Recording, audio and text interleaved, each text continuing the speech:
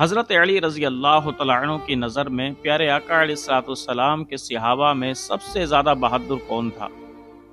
امام ابن کثیر نے امام بزاز کی مسند کے حوالے سے ایک روایت نقل کی۔ وہ فرماتے ہیں کہ مولا کائنات اپنے زمانہ خلافت میں کوفہ کی جامع مسجد میں خطبہ دے رہے تھے۔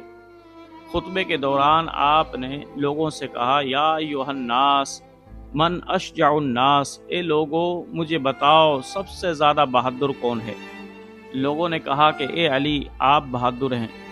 شیر مردہ نے جواب دیا، مجھے تو جب کوئی للکارتا ہے تو میں تلوار سے اس کا انصاف کر دیتا ہوں، پھر میں کیسے بہادر ہوا؟ اے لوگوں سنو، سب سے زیادہ بہادر حضرت ابو بکر صدیق ہیں۔ پھر آپ نے فرمایا، پتہ ہے میں نے یہ کیوں کہا کہ آپ بہادر کیوں ہیں؟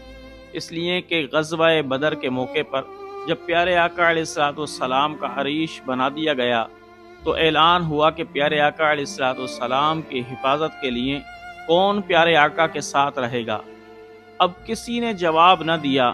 حضرت ابو بکر صدیق تلوار لہراتے ہوئے پیارے آقا کے سر پر آ کر کھڑے ہو گئے اور کہنے لگے کہ میں پیارے آقا علیہ الصلوۃ والسلام کی حفاظت کروں گا، کسی مشرک کو پیارے آقا علیہ الصلوۃ والسلام کے نزدیک بھی نہیں آنے دوں گا۔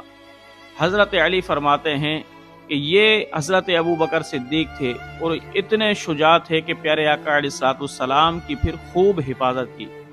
پھر آپ نے آگے فرمایا، اور تمہیں پتہ ہے جب مکے میں پیارے آقا علیہ الصلوۃ والسلام کو کفار نے گھیر لیا اور پیارے آقا کو برا بھلا کہہ رہے تھے تو کسی مسلمان میں یہ جرت نہیں تھی کہ وہ کفار سے پیارے آقا کو چھڑا سکے، لیکن حضرت ابو بکر صدیق آگے بڑھے اور کافروں کو دھکا دیتے رہے اور کہنے لگے، بدبختو تم اس شخص کو مار رہے ہو جو کہتا ہے کہ میرا پروردگار ایک ہے، اور حضرت ابو بکر صدیق تمام کے تمام سے لڑتے رہے۔